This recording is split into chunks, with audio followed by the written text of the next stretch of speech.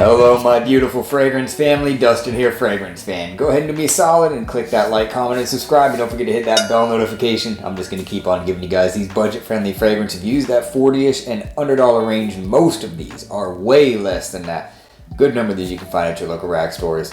The one that I have for you today, I am 100% positive I've reviewed it already, but the video isn't on there. In fact, I did a comparison, and I remember reading your guys' comments, and one of you was like, wow, I'm so glad that you're finally dipping your toes into this house. It's all gone. I can't find it. Unless it's deep in there, I couldn't find it. But anyhow, without further ado, I'm talking about the house of YZY. This is Territoire Wild, and this is a clone of Dior Sauvage Eau de Parfum concentration. Nice looking little presentation. Magnetized atomizer lid. Eau de Parfum, if I didn't say that already, which I think I did. So far it's a home run. Let's see if we can do a grand slam with the atomizer. It's okay. Kind of spoiled with all the Camaras and the milestone atomizers. You know, they set the bar high. So it's a clone of Dior Sauvage. You just Google this thing and you'll find it online for like 15 bucks, $12, $18, under $20 anyhow. Like bottom of the barrel, dirt cheap for this thing. Doesn't even look like it with the presentation that it's going to be that cheap, because it's a nice looking little presentation. So what's it smell like? How good do they do? For that price point, good presentation, Eau de Parfum, how close are they actually getting?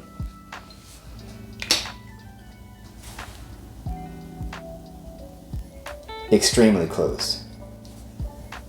This thing should be big time on the hype train. I have not smelled Ventana. I have Gentle El Satis, which is a great clone of Dior Sauvage. It's kind of dancing in between the EDT and the EDP. Not the Parfum, but the EDT, the original, and the EDP. It doesn't have as much of the bright citrus as the EDT. The Gentle El Satis does not. This one does. It's got all that citrus. It's got all the pepper, all the Sichuan, all the Ambroxan mess feel, and the woods in this thing.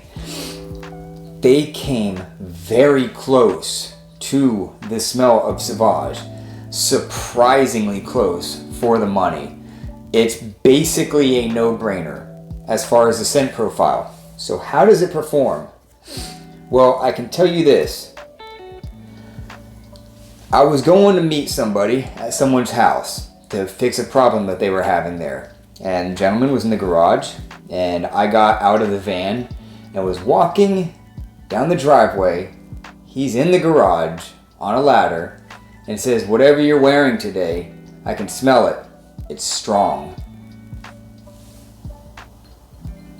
This was the culprit. I didn't spray real heavy. I wasn't shy with it, but I didn't spray real heavy, and it carried through that hard.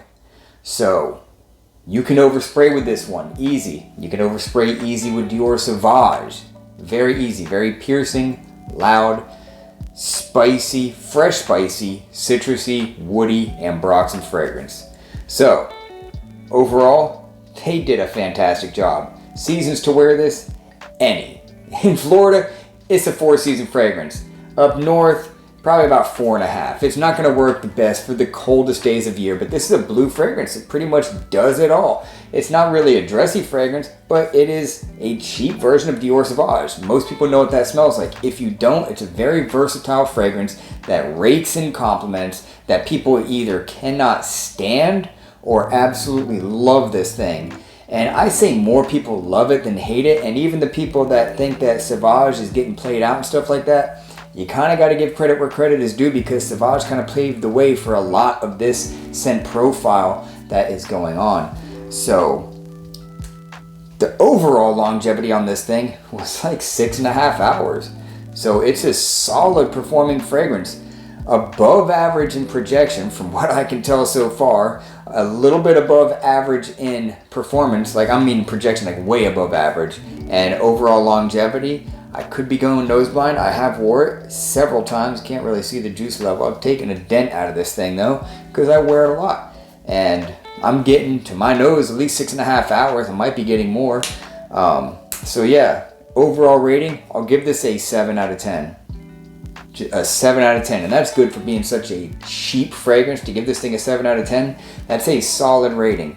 Against Gentle El Satis performance, real close to the same. I don't think Ryan Tradition is pushing off as hard. Longevity, real close to the same. I think that on my skin, this one beat it very marginally. I took him through the ultimate test. I was running like 5 miles and stuff, just like I did with the other two when I was battling them. Some squirts on here, some on here, and just going after it and seeing which one lasted the longer just throughout the day for casual wear and stuff like that. And this one pulled ahead just a fraction. Not enough to like really make a decision based on just that alone, but just a fraction it did. But for the price, this is a no-brainer. This thing should have been hyped up way more. More people should know about this. If you want a budget version of Sauvage, this is it.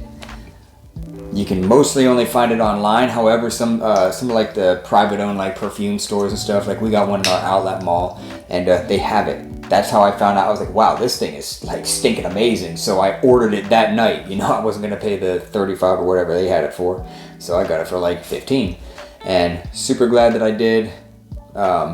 Youthful fragrance for sure. Works in any occasion pretty much, and just an overall good smelling, fresh, spicy, citrusy, bergamot mostly, woody, ambroxan kind of a fragrance.